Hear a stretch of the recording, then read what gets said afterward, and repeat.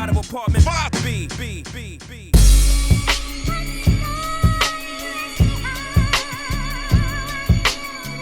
You're now tuned into the Apartment 5B podcast, where we chop it up about hip-hop, R&B, sports, love and life. Hosted by Kill.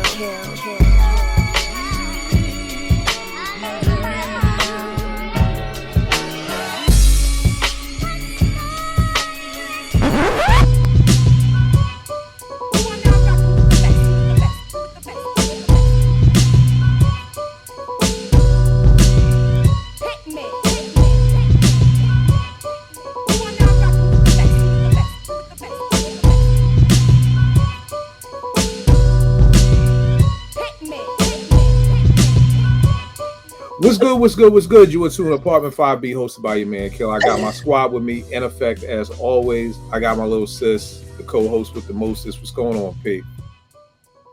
Not a whole lot, Kill. Good to be here. All right. I got my brother Vague out here from BK. What's going on, fam?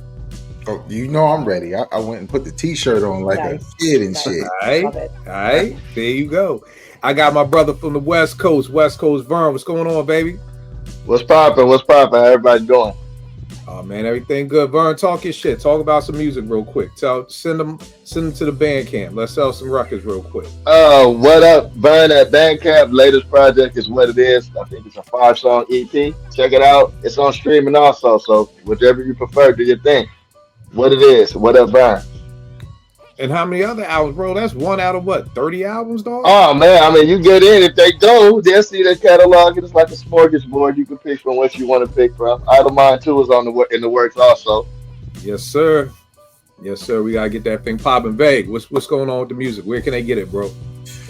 VegasWorldInc.bandcamp.com. All music streaming platforms. Me and Kill got 7 albums together. We've been doing this for a while. Our latest release in 2025 was an EP called Bed-Stuy Vintage BTS, but it's actually BSV BTS.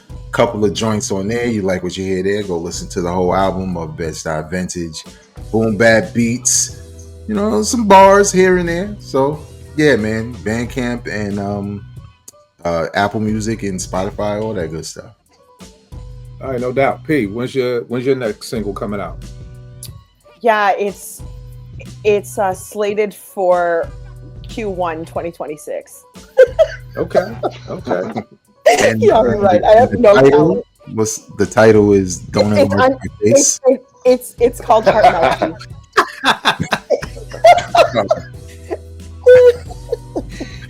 No, the title is easily called Fuck Drake. That's it. It's in and out. That's it. Yeah. Real quick. Just fuck Drake. There you go. That's it. Well, y'all know me. Let's jump right into it. P, you hit me with the joint this week. So why don't you explain to everybody what we're doing this week? Yeah, so we're saluting Ice Cube, and the reason is that a couple weeks ago now, I guess, Ari Spears, I don't even know who that is. Ari Spears goes on YouTube or like just on social media and starts dissing Ice Cube to the point where I guess it gets enough traction. Word? He was throwing records like that about Cube? Yeah. And he was saying, and I think Vegas has ear to the street more than I do on this, but it went viral enough that Ice Cube caught wind of it and addressed it and said basically like, who the hell is that guy? Like, I don't care. He's like a sucker or whatever. And then there's a little bit of a back and forth. And I was sitting there listening to this and I was like, this guy, like, do people not know Ice Cube? Like, I think at some point when rappers like focus on other ventures, people forget the rest of what they've done and only focus on what they're doing. And I feel like that's, I don't know. I feel like it's us, like old people's job to like, bring it back in and be like, okay, wait a minute, like, pump the brakes on these opinions. Because let's talk about all of the whole like legacy of what Ice Cube has done, the impact, like all of that kind of stuff. So this is where I hit up Kill and I was like, yo, can we do a salute show to Ice Cube? Because I just feel like maybe there's a miss there somewhere. So that's how it all came about. All right, no doubt. So prayerfully you rock with Apartment 5B through our salute episodes. We're gonna be talking about the first time you heard Cube, top 5 favorite songs, favorite albums. It's top 10 MC, legacy, just all that. Just want to, show the legends the love that they deserve. Because I had no idea the boy. I don't even know why the boy Ari Spears is still around at that whole Tiffany Haddish little boy type shit, to be honest with you. So I don't even know why we even still listening to this boy talk on some real shit, but neither here nor there. So that's what we're going to be talking about. P, tell me this. I'll assume the first time you heard Cube is N.W.A. Correct. You know what I mean? So that's cool. But I'll even go one further.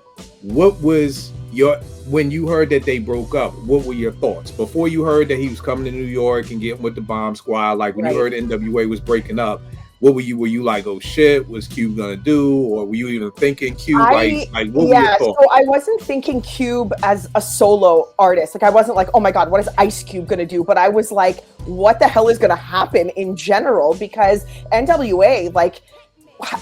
was kind of a big deal at the time. And I listened to a lot of N.W.A. And I was like in Manitoba at the time. I wasn't in Vancouver. So for me, it was a little bit of a shock that they were the first sort of like gangster rappers that I really had exposure to. So for me, when they broke up, it was kind of like, what? Now what? And then it was like really good to see that everyone sort of did their solo thing. But that's basically what it was. And let me ask you this: when you heard N.W.A., did you think Cube was like the star of the show? Yeah, especially because of F the Police. Like I was like, okay, this guy's like on a different level. He's on a different sort of like he's just different than everybody else. So for me, and I did gravitate towards Eazy-E, but also Cube. Like those were my two. So yeah. All right, no doubt. And then for me, of course, N.W.A. For me, I knew Cube was a star, but I'm not gonna hold you. My favorite in the group was Ren. I think it was just Ren's voice. I felt like he was a lot like he was a technician on the mic. So I love Cube, but Ren was my favorite. And then when I heard that they broke up, it was kind of like, damn, what's N.W.A. gonna be without Cube? But then I got excited when he was going to the Bomb Squad. You know what I mean? Because I felt like a lot of early Dr. Dre production kind of borrowed a lot from the Bomb Squad, like taking that like 10 different pieces of albums and putting them all together. We're going to talk about that more when we start talking about our favorite albums and everything. Yeah, I forgot to shout you out. You posted something the other day, that Public Enemy book that you got. I'm reading the joint too. So, you know what I mean? Very dope. With this joint too, about their production styles and everything like that. So that's kind of me with Cube. Vague, what about you? When, N.W.A. first popped, was he your fave? We know he was a star, but was he your fave? And then what were your thoughts when they broke up? Yeah, I think he was, but I was somewhere in the middle because I liked Ren a lot also. So it was like I liked them for different reasons. So I wouldn't say he was my favorite because I kind of look forward to both of their verses. But when they broke up, and I was younger, so I'm thinking like, well, what happens when they break up? Like nobody's rhyming no more. Like I didn't know what was next. I wasn't thinking about him going solo, and then I'm thinking like, well, they don't have, or they had, but let's just say officially a second album. So you're kind of getting used to them, and it's like, what? It's over? You know what I mean? So it was one of those things, and I didn't know who he was getting with on the production side. I had just heard he had a solo, so then that's when I had in my mind, well, I'm gonna look forward to that because I like what he does, but I don't know what N.W.A. is going to be. Right. Now tell me this real quick, bro. In '89, how old were you? '89, I would have been 12. 12. So I just want to speak on that because something you said, somebody may be watching like, yo, what do you mean you didn't know what came next? Well, if you're into hip hop now and you're a lot younger than us, of course, you've seen groups break up and go solo and all that stuff. But in '89, like that wasn't happening. Rap groups weren't breaking up. You know what I mean? And from a 12-year-old, I was 12 when Scott got killed in '87. So when I was like, yo, is hip hop over? Like, what's BDP? Like half the group is dead. Like you can't still keep you know, in a 12-year, I just want people watching to understand in a 12-year-old mind in the 80s, not a 12-year-old mind in 2025, because the 12-year-old mind in 2025 is carjacking niggas and doing all kinds of wild shit. I'm talking about a regular 12-year-old mind.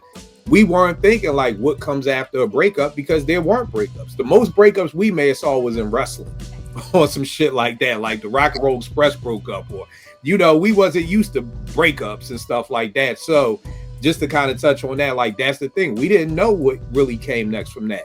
Now, Vern, you from South Central LA. First, you got to talk to us about what was the feeling when N.W.A. dropped? What was the feeling of Cube in South Central in 88 when Straight Outta Compton drops? What's the whole vibe out there, bro?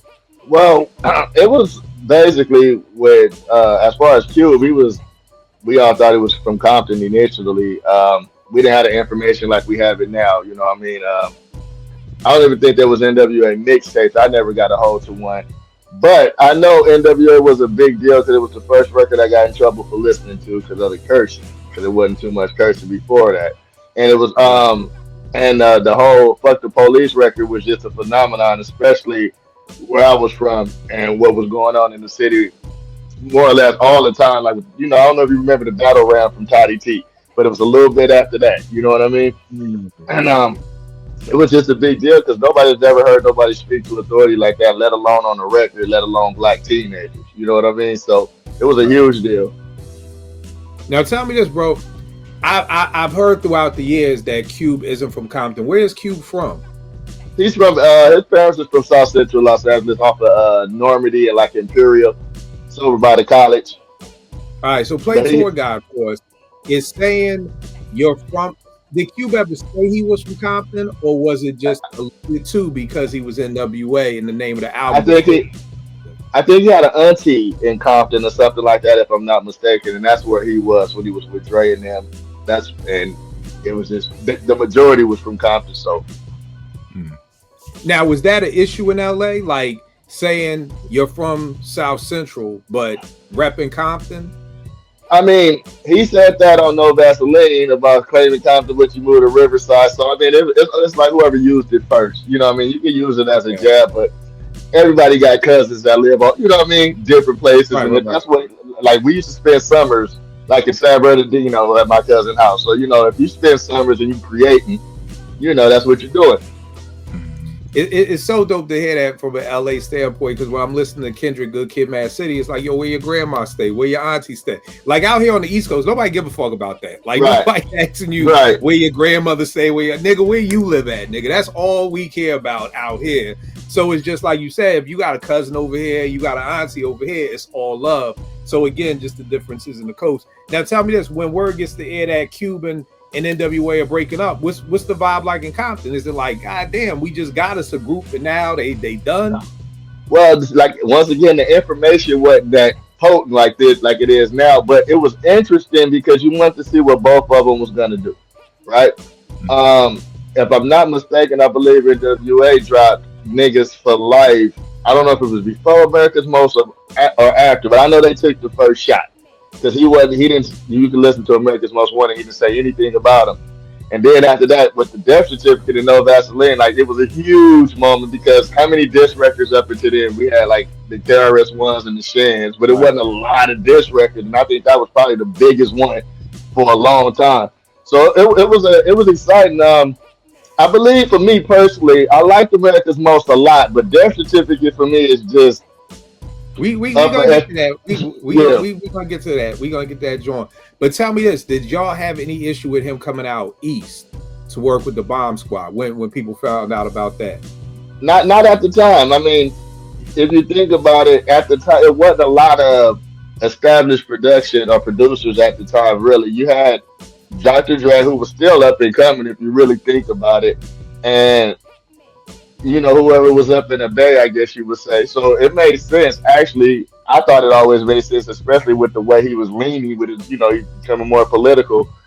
Who better to house that than the people that do it for Public Enemy, especially at that time. Right. When it was still a lane for it, you know? Right. IP, what is the dopest? Oh, you know what? I'm sorry. Let me go through Cube's discography because He's got 11 albums out. He got America's Most in 90, Death Certificate in 91, Predator in 92, Lethal Injection 93, War and Peace. The first disc was 98. The second disc was 2000, Laugh Now, Cry Later. 2006, Raw Footage 2008, I Am the West 2010, Everything's Corrupt 2018, and Man Down that he just dropped 2024. Can't never forget about the Kill at Will EP. I think that came out, I think that was before Death Certificate or right after. I can't remember which one came first. It was before. So can't forget the Kill at Will EP, which was very dope. I can't remember if that was the first hip hop EP or if not, it was one of the first EP. He had bootleg. He had bootlegs and B-sides too. Oh, bootleg! Damn, I forgot about that joint. Very good call too with that joint too. So just to say, we just talked about discographies a couple of weeks ago, and we were saying how, you know, somebody like Cube, when you got over 10 albums, in my opinion, you know, even though it may trail at the end or however the roller coaster goes, it says a lot that you're still here for this many albums like that. But P, what is your favorite Ice Cube album and why? You're muted. Favorite Ice Cube album is Death Certificate, and I just think, I mean, it's Death Certificate by a little bit. It's I don't know how to describe it. I love America's Most Wanted. I think he was amazing on that album. Death Certificate to me is just a little bit more like Cube, I want to say. Like, No Vaseline. That's my favorite Cube song ever, of all time, and it's my favorite diss track of all time. So, you know, I just think it was just more of a well-rounded Cube, I want to say. All right, no doubt. What's your favorite song on there? No Vaseline. No Vaseline. I was gonna say No Vaseline. Yeah. Slow mo today. All good. I'm gonna probably be a lone man out on this. For me, it was America's Most Wanted. Like, I think I was just so hyped to see what Cube was gonna come with after this, and then getting with the Bomb Squad, because probably at that time, this is 90, but teetering on 89. Like, P is my favorite group in the world at this time. Chuck D is like, you know what I mean, the hip hop Malcolm X for me. You know what I mean? So everything was just so huge for me. About when I heard he was working with the Bomb Squad, that's probably what did it. And I mean, I just love everything on this album. And to me, it's like the perfect blend of Cube, and I guess we'll talk about when it's prime Ice Cube, because we always do those shows. For me, it's probably 91 Death Certificate Cube, but 90 Cube, America's Most, is not far behind, because I felt like he really had something to prove leaving there. And it was just so many incredible things. I mean, just the way the production was, like what the Bomb Squad was doing back then was just on some whole nother level. P, what's the name of that book we're reading? Is it For the Sake of Ritalin? It's Don't Rhyme for the Sake of Ritalin. Yeah. Don't Rhyme for the Sake of Ritalin. It's a PE book.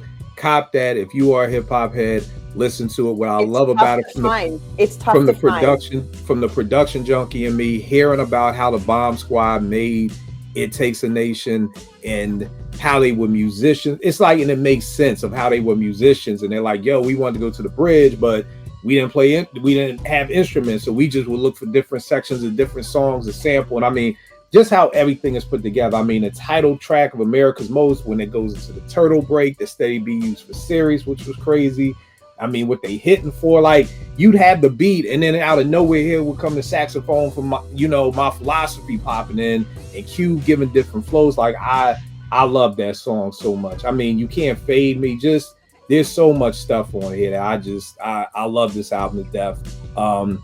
What is this piece new? Yeah, so I just think even when it was like, you know, what they hitting for, Papa Need a Brand New Shoes and a Sweatshirt, like, there was so many like little Cube quotables in here. Like, I think that's the thing with me, and we'll talk about it, but a lot of Cube quotables to me may not be whole bars, but they're little things that he would say that just always stood out to me. So for my favorite Cube album is definitely America's Most. Vague, I already know what yours is, but definitely let the people know, bro. Death Certificate, man. I agree. Like, America's Most Wanted is a classic album. Is dope, but it feels like Death Certificate was the refined version, right? It just felt like everything was just tighter. You know what I'm saying? Like it's and more cohesive. All the storytelling is there, but it's like, not to put anybody out there, but you hear skits now, and not just now, but sometimes they're kind of just there, you know. Oh, we got a funny thought and we want to do it, kind of thing.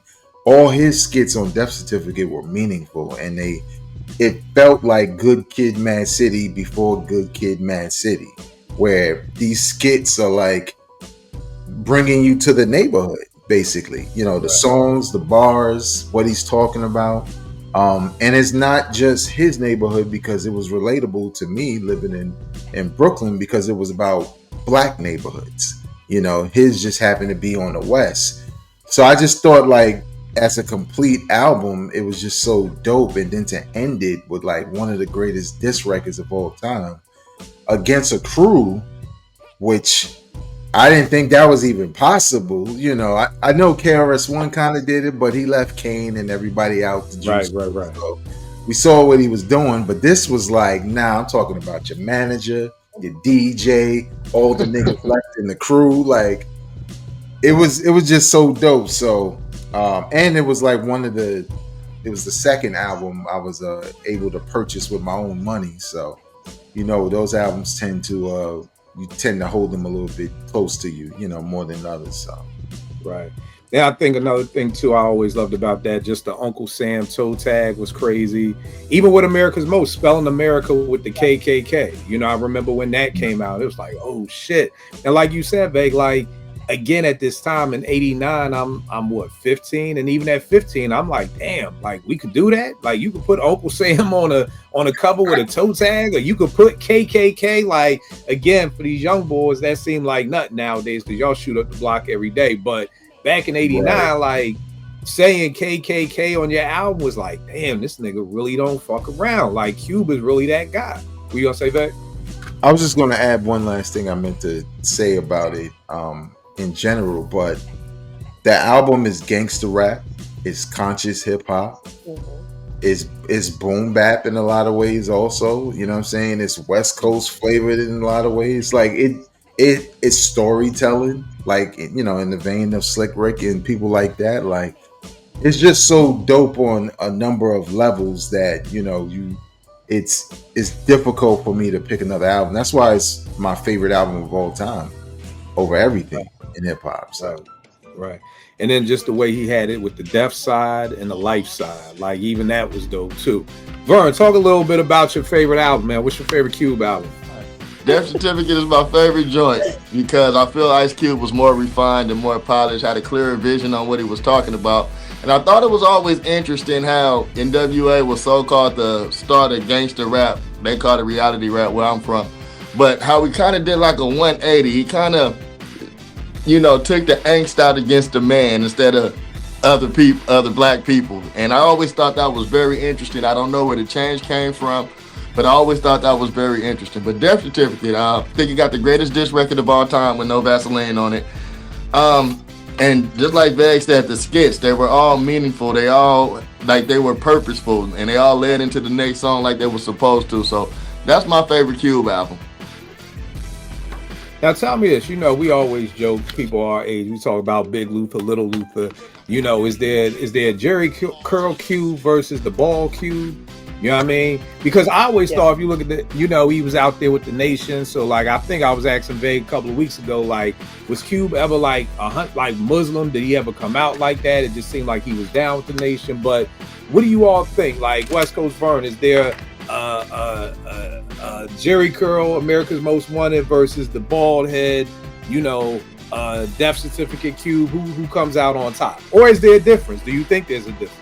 I think Jerry Curl Cube was like N.W.A. Cube, to be honest with you. I think both America's Most and Death Certificate, he had already cut him off. But he always, you know, I forgot what song when he said, "Don't make me grow my Jerry Curl back." So I guess he, you know, referenced that being more potent when he was his younger self. But yeah, I gotta go Death Certificate Cube. All right, Veg, what about you? what, like, The Jerry Curl Cube. Which one? Big Luther, Little Luther? Which one you rocking with? Big Luther. Nah, I Death Certificate, because it was just a more refined version, like Vern said. Like America's Most Wanted was dope because it was like more Cube from N.W.A. But Death Certificate felt like Ice Cube, the solo artist. You know what I'm saying? So that's what it did for me. Yeah, but I kind of like I told you last week, like I was kind of feeling the Jerry Curls. So I'm like, yo, that's what they do over there, like, you know. Right. P, what about you? I'm Curls Cube because I just feel like he was just, I don't know, I guess it's like Vern said, like potent. He was more potent, and I think that he had a sort of fearless nature to him. Like he just didn't have any type of, like, I don't want to say filter, but I think he had like a confidence and a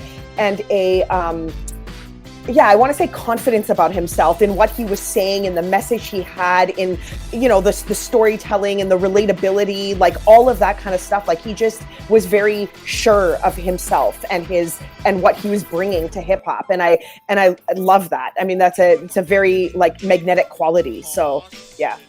And I mean, I don't think you can go wrong with either, but I go with Curl Q too, just like P, because I felt like it was just like a venomous Q. Like I felt like it was like that y'all think I'm done? Like, okay. And when you had that type of attitude, you know what you're gonna get, you know. But I totally agree with everybody saying about it being more refined and being there. But I think I actually like the more hood, you know, fuck the world type Q. All right, top 5 Ice Cube songs. P, what is one of your top 5 favorite Cube songs and why? No Vaseline.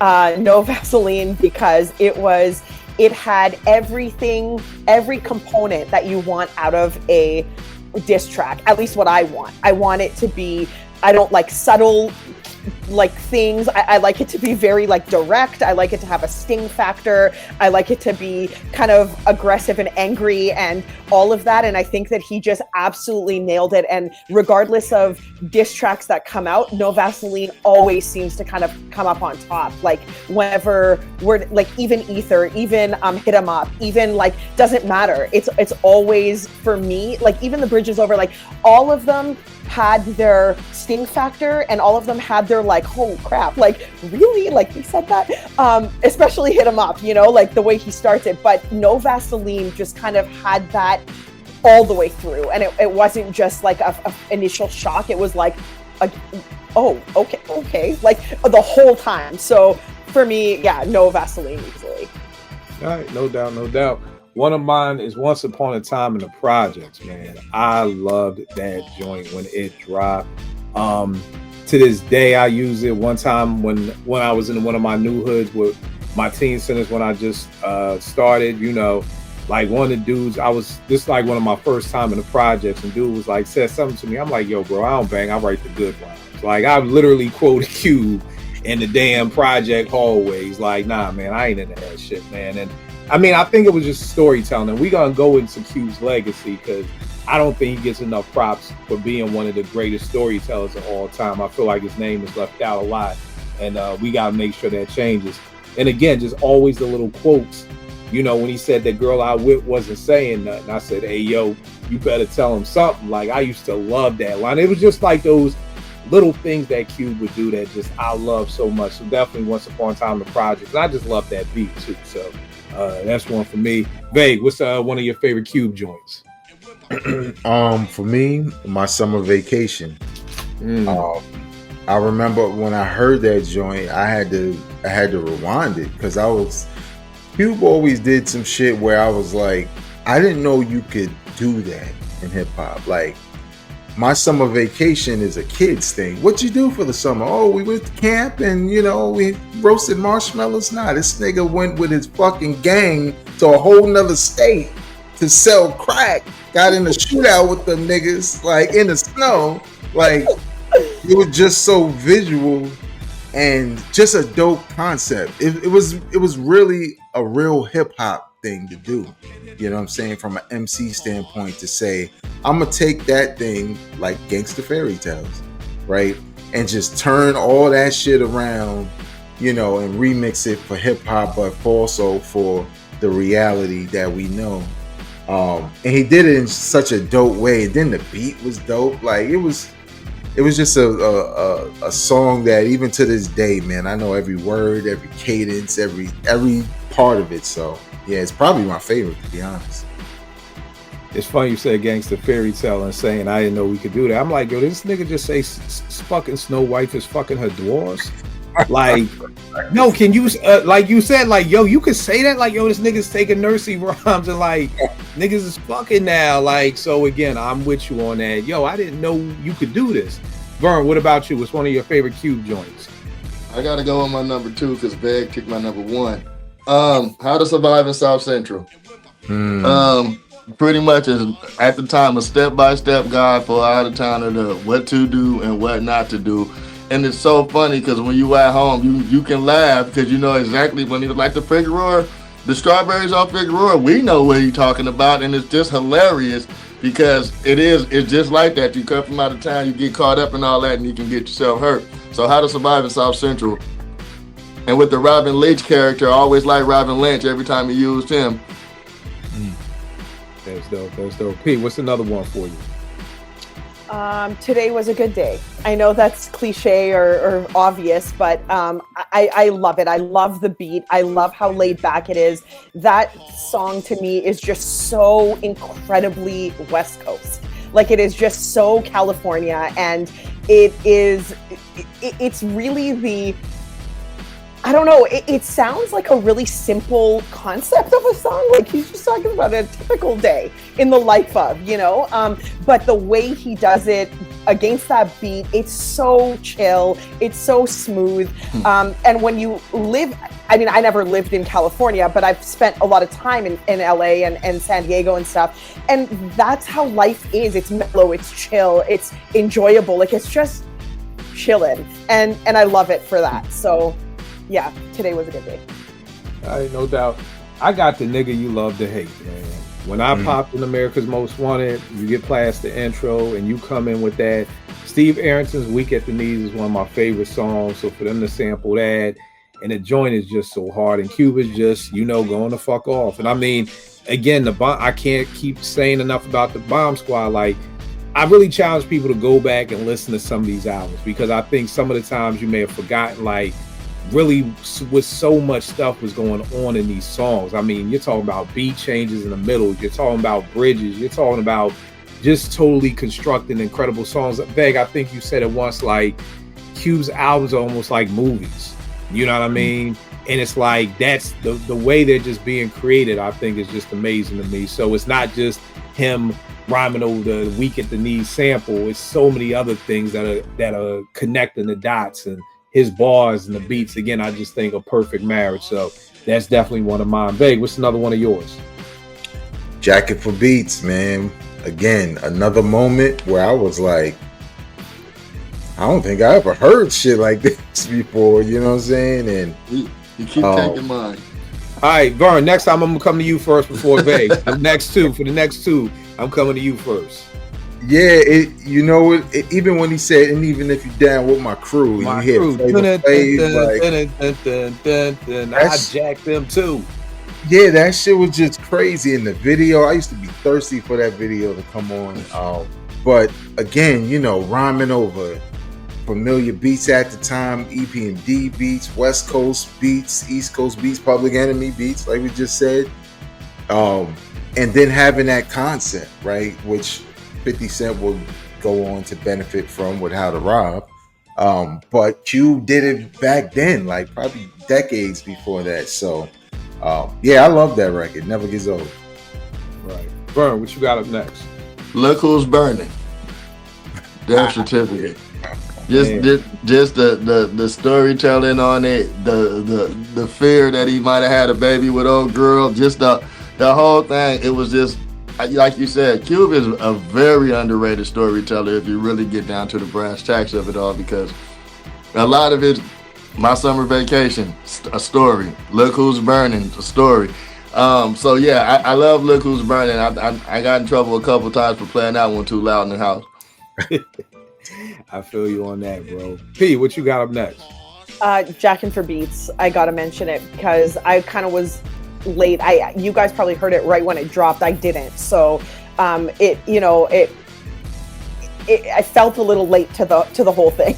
But I love it. And yeah, as Veg said, like it's a very dope concept. He's kind of using all the beats, you know what I mean? LL Cool J and Public Enemy, PMD, like Vegas said, and just very dope all around. I mean, Cube is just, he's great. So he can do it, and he did it well. So yeah, Jack with the beats. All right, no doubt. This one, I don't know if a lot of people are gonna have. I love this joint when it came out. The Check Yourself remix with Cube and DOS Effects over the Message beat. You know what I mean? And to me, this is a perfect testament of how I hated that goddamn Can't Hold Me Down with Puff and Mace, but I fucking love this fucking Cube and DOS Effects joint. You know what I mean? Because I think what it happens is people are like, oh, it was whack because they just sampled the message. No, that ain't the reason why it was whack. Or I won't say whack, the reason why I didn't like it. This Check Yourself, the remix, yo, be with DOS on the You Better Chickity Check Yourself Before You Riggedy Rep. Yo, I was like, yo, this shit crazy. And again, it was almost like Today's a Good Day. It's something about Cube.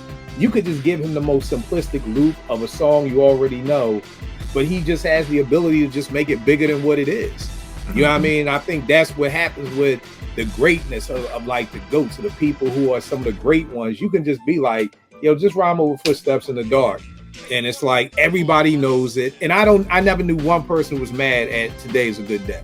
I never knew anybody who was like, oh man, he just rhyming over, Isley Brothers. Like, he just can take something that's simple and just make it one of the biggest songs ever. And I thought him getting with DOS Effects was dope as hell too. So yeah, Check Yourself remix. Vern, I'm coming to you first this time, bro. What you got? Who's the Mac? Whew. And I think that Great was Gangsta Mac. I love the song, but I think it was more driven by the video. If you remember the video, Yeah. It was, yes. Who's the Mac is I think that's a slept on classic from Cube. It was pretty decent. Yeah. And the thing I loved about that joint was I was always the little dude, always like trying to find the little pieces in it. I'm like, oh shit, that's that straight Gangsta Mac from fucking the Humpty Dance, Right. It was like, oh, that shit is dope as hell. Like he got that in there. So yeah, Who's the Mac was crazy as shit, man. That's in the video, we got DJ Pooh before we got him on Friday doing all that craziness. So yeah. He was the Mac. Yeah. Right. All Babe, three characters, all three verses. Yep. Babe, what you got up next? It was a good day, man. I think what made that record so dope and popular, and like you said, made it so people didn't really think about the sample. The sample was kind of like icing on the cake. It's how Cube sets up the story, because it's not just what he's saying; it's his cadence. Like he's making you feel like something's different. Everything seems like it's too good after we done heard all this shooting and shit and these other records. What's going on? And you just keep following him. Everything he names. Oh, he's on the basketball court. Oh, he's fucking Michael Jordan basically on a basketball court. Like all these different things. Just for him to be like, what the fuck am I thinking about? Like that would never happen. And the video was dope, because you kind of get to see it, but at the end it leads into, or it's the intro to the next single, I believe. I forget what that was though, because it said to be continued and all the cops was surrounding his crib. So it just was a dope record for a dope time in hip hop, where people were patient enough for storytelling. So All right, no doubt. P, what's your number 4 joint? I got A Bird in the Hand from Death Certificate. That one, again, storytelling. So I love that you guys brought up Cube's storytelling abilities, because you're right. Even like as much as I love and enjoy Cube's tracks and songs, I don't ever really name him as a dope storyteller, even though he really is. And this is a really good example of that, because as you know, like he's talking about being like a high school grad dad, like he's just a young teenager, and he's got to go through all of these things, like, okay, got to find a job, and I can't get a job, so now I got to sell crack, and I gotta, like kind of somehow like make it happen. And I think it's just a really good representation of storytelling. Although in Cube's catalog, there's a lot of these, so it's not like do you know what I mean? Like, it's not just this is the best one or whatever. It's just one that I really like. So, yeah. Right. That was my number 4 too. A bird in the hand. Actually, you're kidding. Nah, I don't even believe that. Nah, that is. I mean, shit, right there. A bird in the hand. That's crazy. Okay. My number 3. That's crazy. I love bird in the hand. I mean, that beat to me was just always crazy. And from the door, as soon as that beat dropped, it's a wrap. I'm listening to whatever Q got to say, man. And I think that's something too that we got to give Q props for, because again, America's Most to me is 5 mics. This is 5 mics, and they're produced by 2 totally different people. And that's something that normally doesn't happen. You usually don't find an MC that can work with one set of producers and make a 5 mic album and it feel one way, then get with another group of producers to make another 5 mic album that feels completely different than that one, but they both feel the same. They both feel theatrical. They both have the skits. They both do all of that. And again, like, that's one of the things I don't think boys really give Q props for. Shit, it's hard enough trying to make 2 5 mic albums every other album, let alone making 2 5 mic albums back to back with the same producer, let alone trying to make 2 5 mic albums back to back with 2 different producers after you just left the biggest group in hip hop. You know what I mean? So I think there's so much more respect boys got to start putting on Q's name, because he's doing a lot of shit that people haven't done before, but I don't think people have really broke it down like this. Vern, you got bird in the hand too? I'm going Once Upon a Time in the Projects. Yeah. Another storytelling, great. You get the picture. It's you know, if you've seen any movies with our projects in them, you get the visual. If you ever seen the Nicholson Gardens and the TDE videos or Menace to Society, Jordan Downs, you can imagine going over there trying to pick up a girl. You know what I mean? And just everything you got to go through before you even make it to her front door. You know what I mean? So, love that record. That record, and it's hilarious. I think that's the first time we heard about Bebe's Kids, too. Maybe, because that's 89. Bebe's Kids came out with Robin Harris after Mo Better Blues. So, yeah, you're right. I want to say, yeah. I think that's when the stand-up was going around. Yep. Yeah, you're right. Veg, what you got for your number 4? Bird in the hand. It's worth going to the book. Look at that, man. We about to go. Yeah, we about to go on Family Feud out this motherfucker next week, man. It just happened. And I mean, I love the album.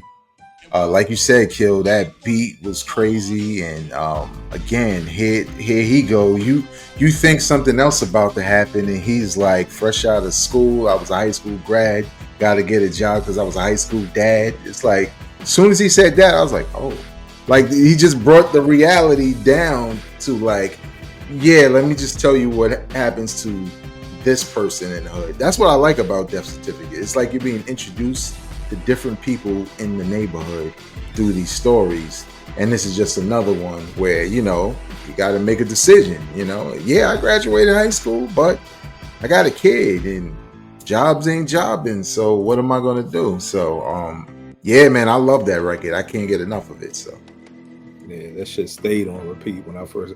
That was one of them joints I probably just kept going back to. Like, whatever's after Bird in the Hand probably ain't get heard for a minute, because I just spent the day on that joint. So, P, what you got for your number 5?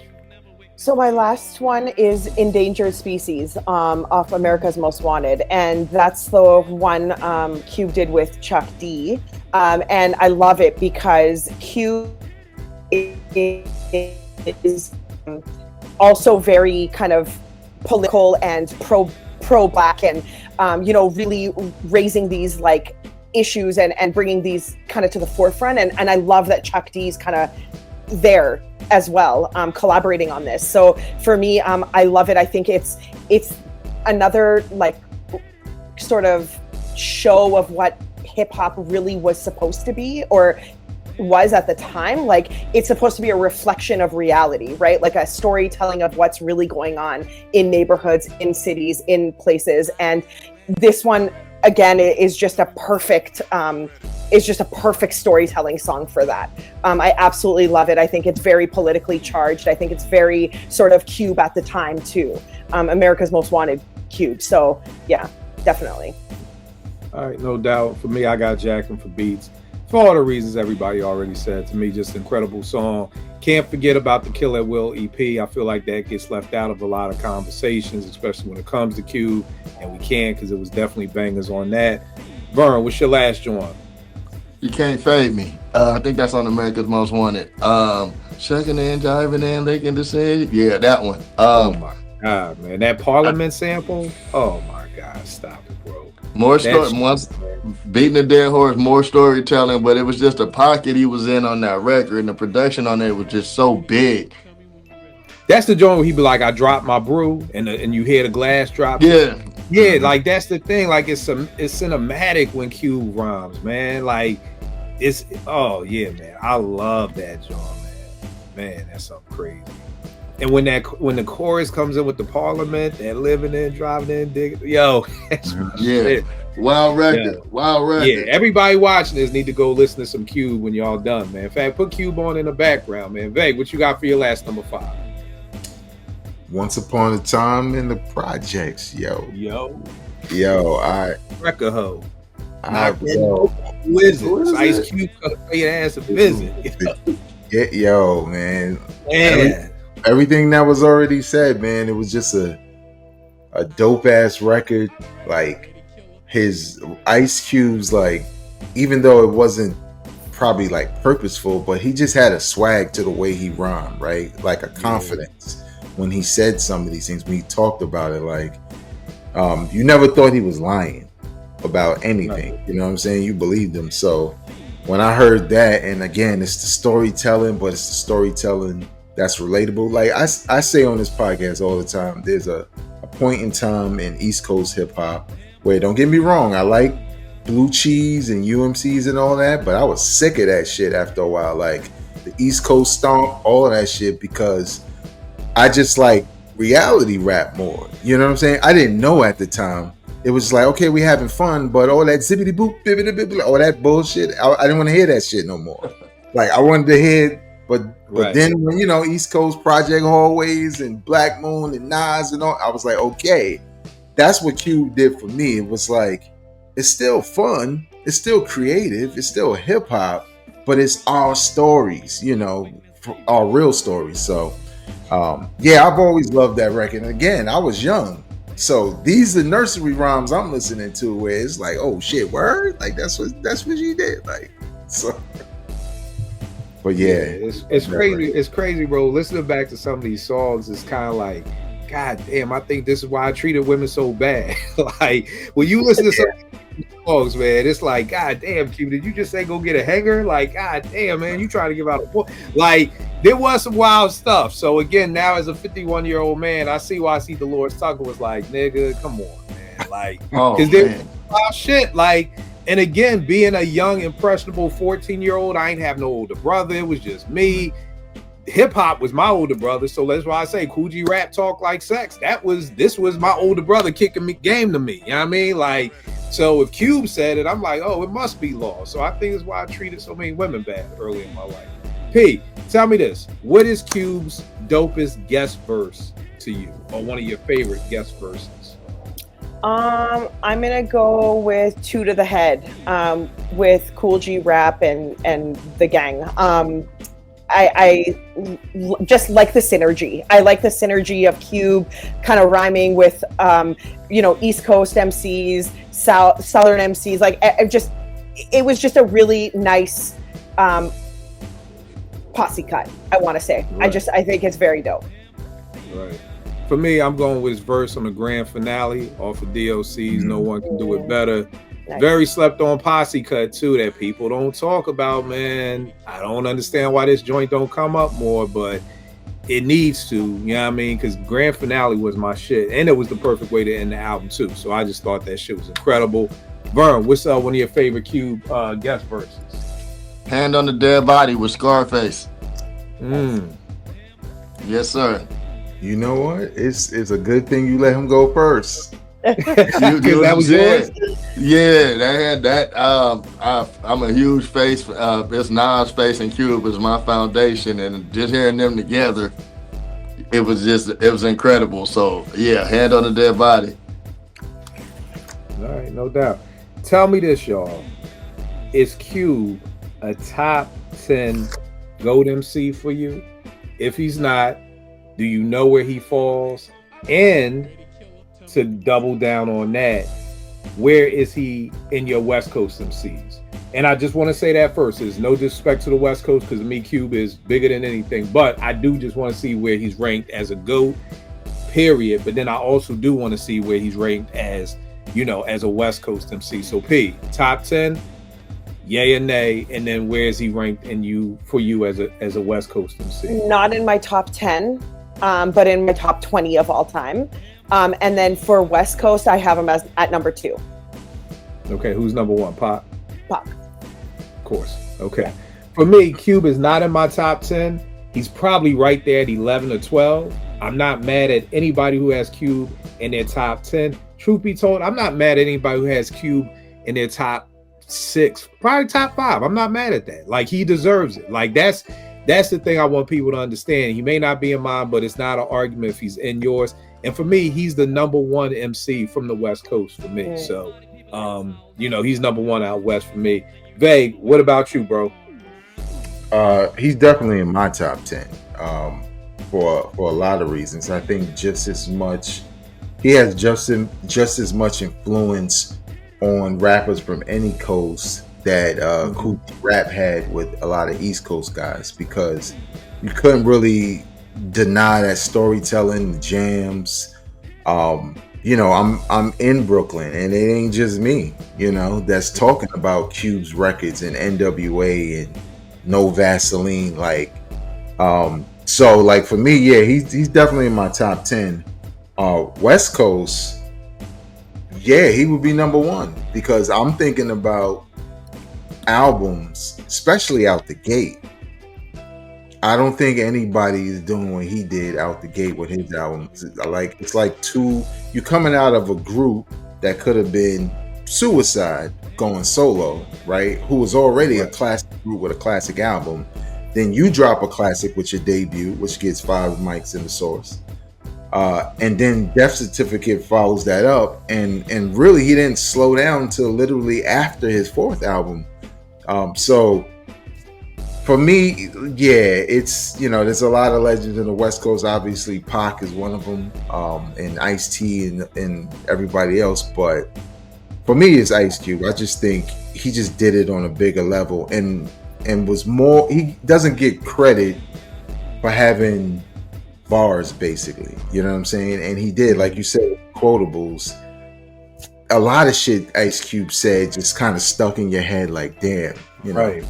I patterned my rhyme style after him. Like, he rhymes with a lot of cliches, and that's what I do.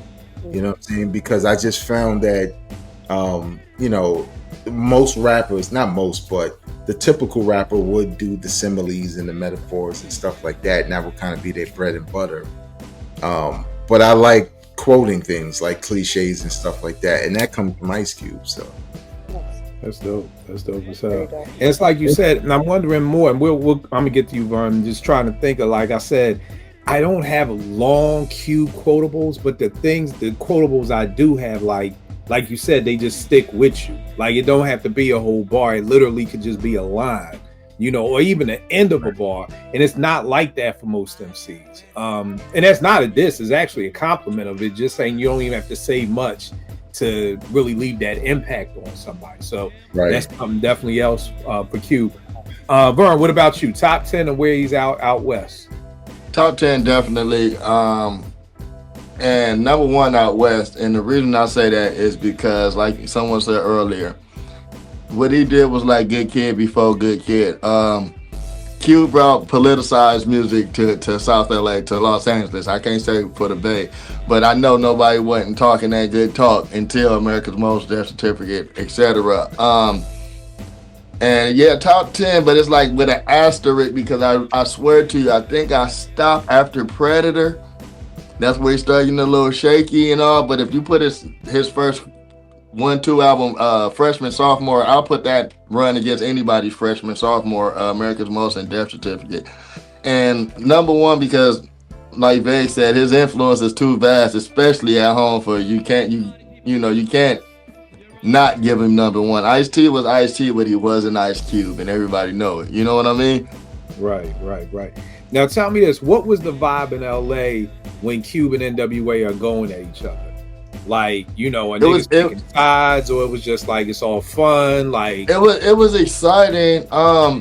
And you know, we didn't have enough music to really pick sides. You know, we're just waiting on the next shooter drop. You know, and that would come when they would go up to K-Day and talk, because the records wasn't frequent. You know, you have to wait 1-2 years for another album to come out. But it was just exciting to know that some of the things on No Vaseline is possibly true, because he know these guys that when we presented, they were presented together, right? And it was messy, and you know, it's like wrestling. Everybody likes a mess, you know what I mean? So it was exciting.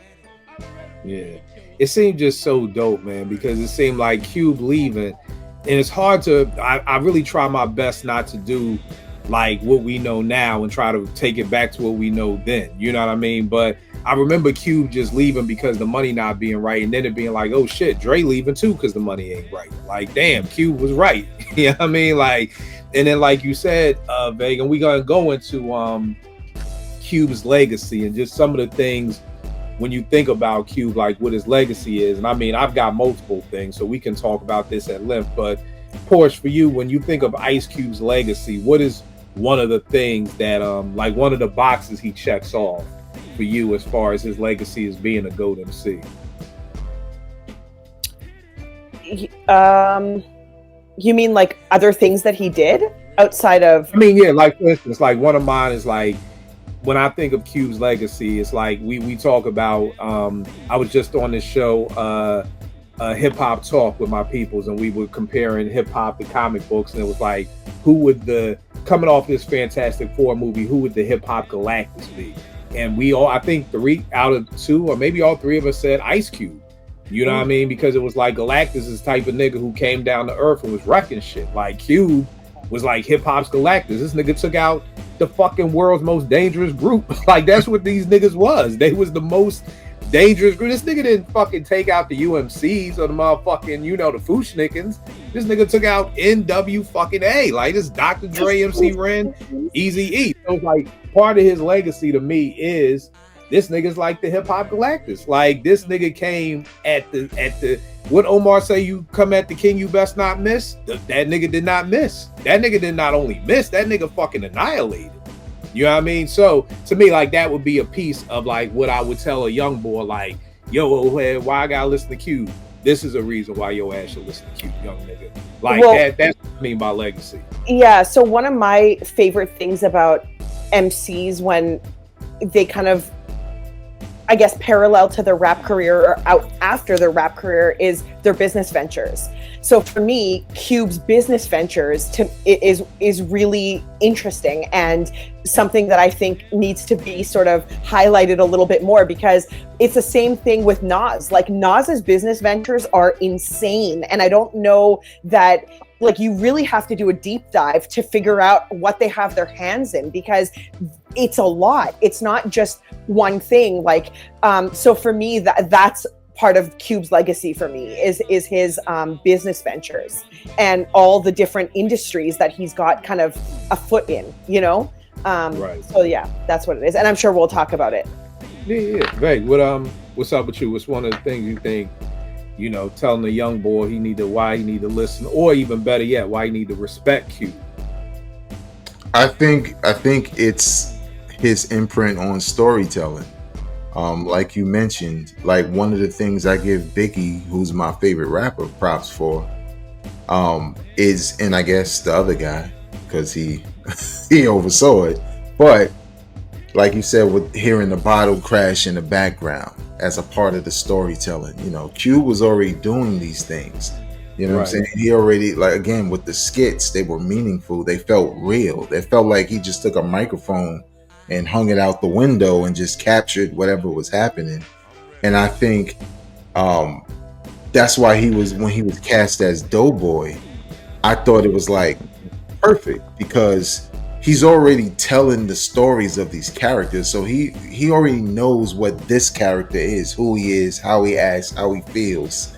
And I guess that's why it was so easy for him to convey that. So I think if a kid if I told them go look at Boys in the Hood and then go listen to Ice Cube, or vice versa, they would see what I'm saying. That the way people talk about Nas writing about the hood in such a poetic way, and really getting it down to the finest detail when it comes to the people and the things that happens. Ice Cube was already doing that, man, and I think that's the thing. His pen needs to be respected because he's not just a spitter. He's not a off the dome rapper who's ill and crazy or syllable god. He's a storyteller in hip hop and one of the best. So that's what I would tell somebody. All right, Vern, what you got? I would say, and again, like for instance, I got a racket thing. So if you only got one, that's cool. We can keep going around. But I think there's so much. But Vern, what you got for one of yours? I think his legacy is giving the West Coast a legitimate voice, a legitimate superstar, and at the same time really being one of the first to really present the picture of how we look and how we live. And you know, I'm pretty sure you can see the palm trees when you're listening to the music. I also, for the political leanings, or you know, speaking truth to power, when you know it wasn't as easy then as it is now. You know, you say whatever the fuck you want right now. Nobody blinks an eye, but you know, to have people running over your CDs with bulldozers, and you know, like we talk about that fight just to exist, for hip hop to exist and to be able to say what we want, it was just a big deal because he was in the forefront of it. One of the first rappers I seen branding something with the St. Ives joints. You know, if you think of Raider hat, you think about Cube. Like, it's just certain things he was connected to that wasn't present before him. You know, nobody had sponsorships from no malt liquor brand. You know, we had Adidas with Run DMC and little things here and there, Troop, stuff like that. But a major, you know, liquor brand commercials. You remember the St. Ives commercials where you can just buy them mixtapes, just the commercials when, you know, so that kind of stuff. All right, P, you got anything else that you for Cube's legacy? Yeah, I mean, no, I'll listen to yours. And I mean, if you want to jump in, just jump in. Yeah. I think, to me, one of the things, and Veg, you kind of touched on this, to me, he's one of the dopest lyricists ever. You know what I mean? Like, if we're looking at Prime Cube is 90, I'm putting Prime Cube against damn near any fucking body. You know what I mean? So I think that's the other thing too. And I think, P, it's like you kind of said, to set the show off, the more you do other things, the more people forget about what you actually did. You know what I mean? So when the N.W.A movie came out, my teens was like, yo, Mr. Kill, Ice Cube was a gangster rapper. And I'm like, was he? Nigga, he was he was the biggest gangster rapper. Like, you know, but like you said, the more you see the big three, the more you see movies, the more you see other things, you kind of forget about how crazy this dude was. And I don't hear his name brought up a lot when we talk about some of the dopest lyricists. You know what I mean? If we're saying he's a top, he is the top, I'm now having to go back and second guess my top 10. I got to go do some homework now. Because I'm like, if I'm putting this man as the number one boy from the West Coast, you know what I mean? How can he not be in my top 10? So I got to go back and actually do some homework and really look at what I'm looking at with that. But I just think that that's one of the things that just gets left out. Like, not only is one of the dopest storytellers, but he's just one of the dopest lyricists, period. But I don't know why. And I'm assuming maybe because once the you know, my golden era is the 80s, but most folk golden era is the 90s. And I think, Vern, like you said, what's the Predator? What's that, like 93? Yeah, 93, 94. See, I think like when the golden era for most people, when they talk about the golden era of the 90s, you're starting at 94. You're talking about the Meths, the Bigs, the Illmatics, the Doggy Styles. And I think by that time, Cube was kind of done. You know what I mean? So I think he kind of missed that wave. So it's like he kind of, you know how these young niggas, I gotta stop saying that, these young boys, you know, front on the 80s. It's like Cube was the shit from like 88 to 93. You know what I mean? And this generation, I feel like they don't really fuck with those years like that. You know what I mean? But if you like inched his discography up a couple of years and you had Cube going into 96, 97, I think his name would be mentioned. So I do think that's one of the reasons he doesn't, you know, get the love that he really deserves. Because when most people are talking about 90s, keep it a buck, they're starting with 94. You know how Twitter is. They're starting with Illmatic. And anything that came before Illmatic doesn't exist, which is why Q's name isn't brought up more. What do y'all think about that? Just Q being a dopest lyricist. Agree, disagree? No, I think he's above average lyrically. I think he's a great songwriter. And like we said with the storytelling, I believe he connects the dots well. He did in his prime, you know. At the time, in his time, yeah, I think he was one of the tops. But, you know, with this music, things changed so fast that, like you say, when 94 hit, it was like a whole rebirth of hip hop. It was just like a bomb was dropped and it was just totally different. And it's like a ball player. It's like you don't hear Isaiah Thomas' name, but you know what Zeke was if you was old enough to see them bad boy Pistons. You know what I mean? Right. It didn't start with Jordan. You know what I mean? That's a good point. And if you don't adapt to the game will leave you behind. Because if you still a 6'11" power forward just trying to dunk on niggas, you better go out here and learn how to shoot some 3-pointers this summer, because that's, we don't do that no more. Not all the time, right. Is, right. And that's almost the way it kind of is. I felt like Q's style never really went to the next level of what the next level was when we got 94, 95. Beg, you was going to say something about the lyricist piece? Yeah, I was going to say, I think those hip-hop fans who kind of start with that 94 era and those are the rules and those are the guys, the only association they have with Ice Cube is West Side Connection around that era. Right. You know what I'm saying? And him in Common. That's Ice Cube to them. You know what I'm saying? And it's so crazy because West Side Connection was dope too. You know what I'm saying? And he had so much before then, but I agree. I think, he doesn't get enough props for his pen. I remember maybe a year or two ago, there was a debate about who's the better storyteller, Biggie or Ice Cube. And, like I said earlier, it was the same difference. Ice Cube was doing what Bad Boy was doing with the storytelling, with the sound effects, with rapping the music and everything else around the actual story that's being told. But Ice Cube was more storytelling than Big. He was more like Slick Rick, because again, I remember it didn't dawn on me until I was an adult, where I'm like, damn, the greatest adventures of Slick Rick is all stories. Right.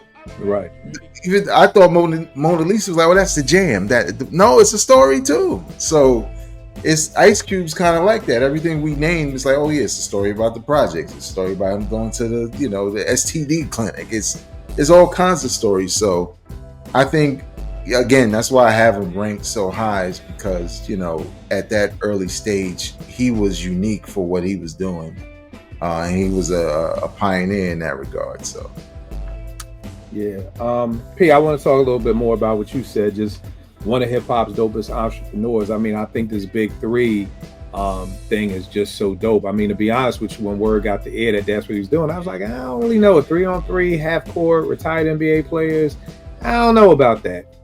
This shit is touring the world. So, and it took off. You know what I mean? That's one of them times I probably would have slept him. I wouldn't have made a good investment, because at first I'm just like, who wants to see 3-on-3? Like, niggas don't really hoop 3-on-3 no more. Like, and I mean, it's become a huge thing. So I think that's a piece. So Pete, talk a little bit about his other entrepreneur ventures that the script writing, the movie. Yeah, he's got Cube Vision Productions, which is what the movies like Friday and Barbershop and Ride Along go through. That's the production company for them. I mean, he's obviously written, directed, produced, very heavily involved in the movie filmmaking side of things. He's got Lench Mob Records, I believe, still, and he's still he's still got his foot in the music industry as well. And then he's got, as you said, he does the the TV stuff with the basketball, and he's got partnerships with CBS and whatnot. So again, that's another venture. He's got so there's a venture company that they have it's Ice Cube Ventures, but it's not it's a brand more than it's the company. And then they've got under that umbrella, there's like, I've got like an entire booklet here of like all the things that they're involved with. So literally hands in a lot of different kind of startups and those kinds of things. And then Ice Cube, like investments, he's got his foot in the cannabis industry. So Ice Cube's like income stream and his like the range of his business ventures is very, very vast. And again, he's got some hands in the food industry as well, but on the ice cube, literal ice cube side. So Arctic Glacier ice cubes that you buy, like the brand Arctic Glacier, that's Ice Cube has an interest in that. So those are it's very dope to see. Like I love finding out stuff like that about rappers because I just love to know, we kind of see like, oh, what are they up to now? What are they doing? Or like, oh, I wonder why the albums are kind of like not as strong. Well, it's because they've got other things going on, and I love to know that. So for me, yeah, this is one of my favorite aspects, and it's the same thing with Nas. I know this is Salute the Ice Cube show, but Nas is the same. A lot of business ventures, a lot of them. All right, no doubt. Vay, what did you think about the Big Three when you first heard about that? I was like you, man. I'm not watching that. Like, what? Well, that's all I could play right now. I don't want to see that. But over the years, I thought it was interesting, and obviously, as he signed, some big former NBA players, and especially when you see it now, like it almost reminds me of like when the full court game is over at the park, but two ballers got a gripe, so now it's like the crowd is pushed into this half court battle kind of thing, and they with all the antics that the NBA will fine you for. I think what he did was dope to not compete with the NBA, but become like a complement to the NBA. And also, in a lot of ways, he brought the culture back, right? Like we always talk about AI and him bringing what we know from street ball to the NBA and the way he looked, his attitude and everything. But watching some of these Big Three games now, I forget that it's Big Three. Right. Especially when I see the crowds going crazy. I'm like, damn, this look like the park. Like, right. So, and them tickets ain't cheap. I was gonna go to the one in Baltimore. I was like, I don't know if I'm paying $150 to go see the Big Three. I may have to pass on that one. You know what I mean? But I mean, somebody's paying it. Vern, what about you? Oh, I've seen it out here in Vegas, man. It's a experience. I think for Q, going from the mic to the screen, he has to be top 5 best rappers, singer, actors to ever act. And then to pen a classic, like a bona fide classic in Friday, is just another testament to the storytelling and the imagination, because you can't deny. Fridays is the same halls as Cooley High. It's one of those, you know what I mean? You can space capsule that and give it to aliens to explain who we are, right? So, All About the Benjamins, another one. Discovering Mike Epps, just discovering Chris Tucker, or putting him on the big stage, like having his hands in all these different little things.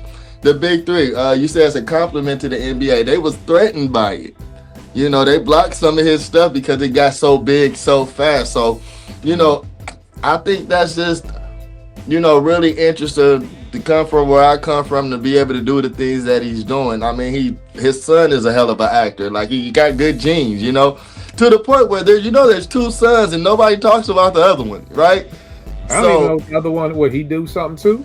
They was rapping together for a small part of the time. It was Doughboy was one of their names, and then I forgot what the actor name was at the time. But it's just interesting that he got a son doing the same thing he's doing. He's a great actor, like Denzel's son to me. So I think his legacy solidified.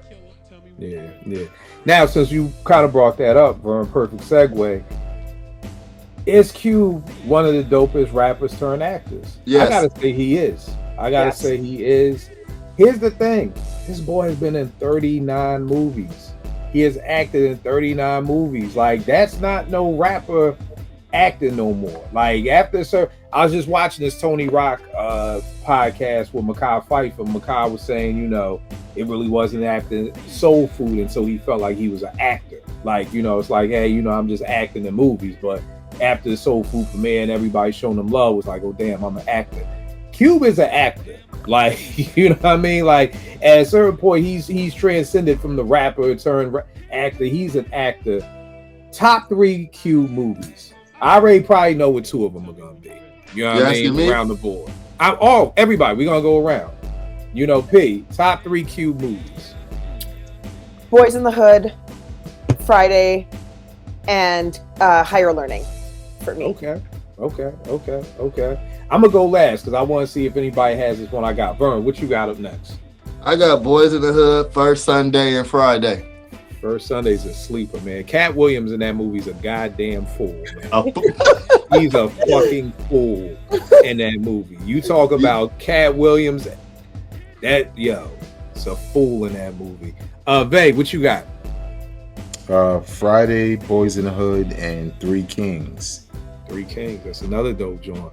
I got the top 3 Friday, Boys in the Hood, but I got Trespass. Y'all remember that, John? Him and Ice-T.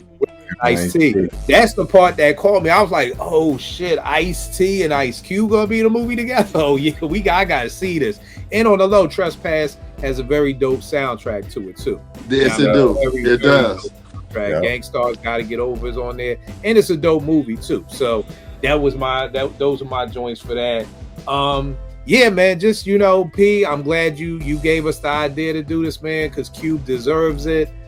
Prayerfully, people will go home and people will pull out the albums. They'll listen to them, maybe even for the first time. You know what I mean? Because a lot of people, like I said, I'm glad we had that conversation because I think that is why Cube isn't talked about much, because he kind of was done by 94. And for a lot of these young boys, when they talk about the 90s, they really only talk about 94 on. Like, that's the other thing too. They're really not talking about anything that came out from 91, 92, 93. So I think that's where it is. So prayerfully people will tap into it. I gotta take a minute to just give the big RIP to hit me. Oh, I'm sorry, Vag. What you got?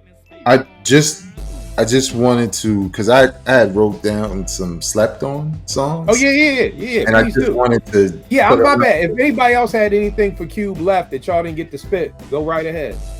All right, so and this is for people who want to deep dive on Ice Cube. 24 with an L, crazy record, like off the what is it, the B-sides joint, How to Survive in South Central, love that record. You Know How We Do It, love that joint. What Can I Do remix is also a dope joint, and Hello off of the War and Peace Part 2. That was like an N.W.A. reunion with Dre and Ren, and you know, it was just a dope record. So he got joints.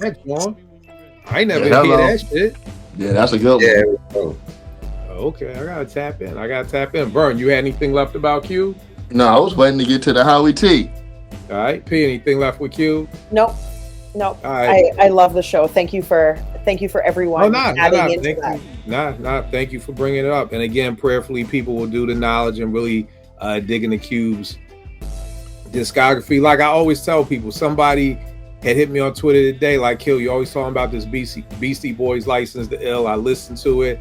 And I'm like, bro, you got to go back further. You can't come from listening to this New Clips and Freddie Gibbs and go to the fucking Beastie Boys in 86. You can't. Like, I'm like, go back to some Treacherous 3 shit. Go back to some Funky 4 plus one more. Creep in the Run's first debut album.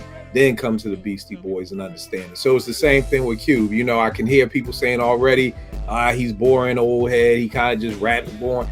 Bro, this is how we fucking rap back in the day. Okay? It's like somebody watching an old basketball game from the 80s and be like, yo, this shit boring as hell. These niggas move slow as hell. Like, yeah, we don't shoot threes every time. Like, there are other shots to take. So you got to understand, just go back a little bit further. Go back to, you know, some 87, 86 stuff, and then come in and listen to Straight Outta Compton. I get hearing fuck the police don't mean nothing nowadays, but trust me, in 1988, it was the most mind-blowing shit in the world to hear somebody screaming fuck the police coming straight from the underground. So definitely tapping the Cube. Definitely got to send an RIP to Hitman Howie T out of Brooklyn, New York. To me, one of the most slept on producers. I talked about Howie so much because I love Special Ed's first 2 albums. You know, everybody talks about Youngest in Charge. Nobody talks about Legal. I love Legal. It's probably the album cover. Do y'all think it's the album cover? Since y'all make fun of me for the Myron joint, you know the Legal album cover. Kind of R&B. The you know what I mean? I think that yeah. I think the album cover kind of did him in, but it's a very dope album. P, what are some of your favorite Howie T produced joints and why? Really, it's the I have mine, and I just like they just have a vibe, a feeling. I really like, and they're different. Some of them are similar, but then it shows range. So I have All for Love by Color Me Bad. I Got It Made, Special Ed. I know. I like Color Me Bad. I know you. Oh my I love God. Color Me Bad. I didn't like I Want to Sex You Up, but I like other Color Me Bad stuff. I didn't even know there was any other Color Me Bad songs besides I'm Gonna Sex You Up, to be honest. Okay, well, All for Love. All for Love is a fun one, and it's been in a lot of movies too. Like you'll recognize it from movies. And then I Got It Made, Special Ed, Just the Two of Us, Chub Rock, and then Come On, Let's Move It by Special Ed. So those ones, and again, it's the beats. It's really just the production on that. And I'm so thankful that you let me go first because I got to head out soon. No doubt, Pete. Thank you for the convo. Thank you for everything. Thank you guys so much. Check you next week, man. Yeah, RIP Howie T. I'm so glad that you incorporated that into this kill. That's really dope. And it was where can they get at you real quick if they want to send you any Drake shit? And not honestly, positive Drake shit, bad Drake shit. Yeah, you can just bat signal it on Twitter. I guess I show up every now and then when there's funny Drake stuff, slander going on. And it's not even slander; it's all real, true stuff. So I appreciate everybody and everybody who tags me in things and makes fun of that bozo because that's what I'm here for. All right, babe. See you next week. Bye. Vague, what about you? Yeah, man, like I had trouble keeping it down to 5 because one thing I like about Howie T's beats was it was perfect for the era where we danced. Like it you just knew the video was gonna have dances in it because of the track. So for me, I Got It Made, the Chubster. That's an example. Dr. Ice in the video getting busy with the dance moves, with the windbreaker outfits on, just nostalgic like crazy. Your Bad Chubs, I'm the Magnificent, and Little Sean, Hickeys on Your Chest. Like, I had that joint too, the Hickeys on Your Chest joint, man. I had that joint on here too, man. That shit was one of my favorite joints, man. Vern, what about you? Oh man, I got like Veg said, it was his range. And you know, these was the first little pieces of hip hop we was really getting. Like my first album that I bought myself was UTFO. I think it was the second album. It was a green tape, if I'm not The Split Personality, I think, had, was that their third album? That's when they all just, they faces on the cover with no shirts on. I ain't get that shit, but right. But my joints was Howie's Teed Off. I Got It Made. Just Bugging My Whistle. I'm the Magnificent. And strangely enough, Romantic Car from Pod Trip. Yeah. And the thing I think about Howie T, because one of my young boys was like, you know, what was so dope about him, and I think everybody said it, not only the range as far as his beats, but also the range as far as timing. Like when you think about Just Bugging, we're going back to 1985. You know what I mean? And you're hearing, you know, the simplistic, the funny stuff, you know, things like that, you know. Then you start to morph into the real Roxanne, and one of mine is Bang Zoom with the real Roxanne. You know what I mean? And to this day, I sample it all the time with the hold up, wait a minute, like going to that shit. Then I said, oh, joint he had with Roxanne, the real Roxanne, and it was silly as hell. It was something like, it was a little drum beater with the big bum beater. It's like, you know, he could do that playful shit, and then the song sounds like it's going there, and then she's like, sorry, wrong beat, and then the drums come in. It was just like, so just, and then his range there. So he's going from just bugging with Whistle, the real Roxanne. Now he's coming, I Got It Made, which is one of those songs that you could play until the end of time, and people of just a certain age, they know it. You know, again, I can come upstairs and forget what the fuck I came upstairs for, but I can tell you every word. You know what I mean? I Got It Made. You know, then you go into, I mean, Ready to Attack. That second Special Ed album was nasty. That Ready to Attack was the first time I heard the hair sample that Pete ended up using for Down with the King with Run DMC. And when I heard it, I was like, oh, that's cool. But I mean, Howie used that back on Legal with Special Ed. Another joint, the Hickeys on My Checks, the Bang Zoom, Your Bad Chubs. And yeah, I had the Romantic Call. So when you're thinking about Romantic Call, I'm in college. So we're in 95, just bugging this Whistle 84. It's 11 years. Not too many producers have that type of time and range. And again, you're talking Whistle, UTFO, The Real Roxanne, Special Ed, Chubb Rock, Little Sean, and for a while, and Vague, maybe you could speak on this. I mean, he felt like the go-to producer in Brooklyn. Like, to me, he was almost like what Marley was for Queensbridge. That's what Howie was for Brooklyn, because it was like, Ed, you go to Howie. You know, Chubbs, I know they was cousins. You go to Howie. Little Sean, you in Brooklyn, you go to Howie. It was almost like you got to pull up to Howie's crib, you know what I mean, at that time like that. So, I mean, again, I know a lot of people, again, like we said, the young boys, because by the time when, like we say in that cutoff year, that 93, Special Ed is kind of done, Chubb is done, Real Roxanne been done, UTFO been done, but I just think he was one of the producers that, at least for me at 51, growing up in the 80s, I heard a lot of his music and loved a lot of his music. So definitely sad that we're losing so many of our hip hop legends and pioneers like that. So definitely have to shout him out. And I forgot who it was on Twitter who told me, he was like, yo, what about doing a whole Howie T ep? I'm like, I don't know if we can get a whole ep out of it, but we could definitely take a portion of a show to definitely, you know, give him his love. So definitely RIP Howie T, condolences to the family and everything like that. Vay, talk to me, man. What you working on? What's going on over there in the lab? All right, man. Well, a couple of things for those who like jazz. I contributed to an article in the New York Times. Well, when this is out, it would have been last week. It's called 5 Minutes to Make You Love Roy Hargrove. If you know jazz, if you know hip hop, if you know R&B, soul, Roy Hargrove is right in that pocket with the D'Angelos and the Common and all that. And obviously, no disrespect, but before there was Robert Glasper's Black Radio, there was Roy Hargrove. And Robert Glasper will tell you himself, Roy Hargrove was the Allen Iverson of jazz. Prior to Roy Hargrove, when you looked at jazz artists and musicians on stage, it was suited up, wingtips, you know, whatever. Sometimes he was like that, but when you looked at his feet, he had a pair of Jordans on.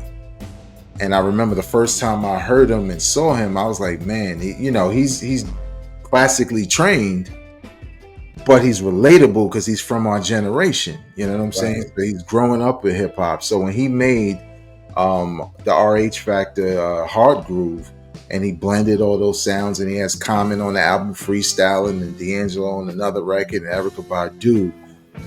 It's just, and you should watch the documentary also. You just saw his effect on the game and his effect on me. So I contributed a piece about a song I liked, amongst other people who also talked about him. It's in the New York Times. I'll probably have a link or whatever on my podcast, Hip Hop Now Podcast, which you can subscribe to right here on YouTube. It's about news and perspectives.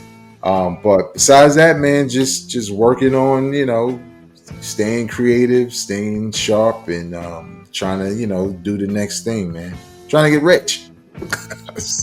I hear that. Vern, what's going on, bro? Oh, man, shit. Got something dropping on the 22nd, man. It's going to be real different than anything you've heard me do. Just with my boy Low Blow out of Inglewood. It's called Just a Little Sample, and it's different. And I'm really excited about that. Start writing on our project, man. That pack you sent, I'm still digging through them. 30 beats is a lot, but I done found about 11 I'm already in love with, so I'm working on that. And got the What It Is out. Bandcamp, all streaming services, whatever. And a new job, man. New job, new career, and more money. So all is well, man. There you go. Let me know which ones you picking so I can take them off the market too. So we'll do. We'll make that happen. Y'all know me, Kill889, Twitter, IG.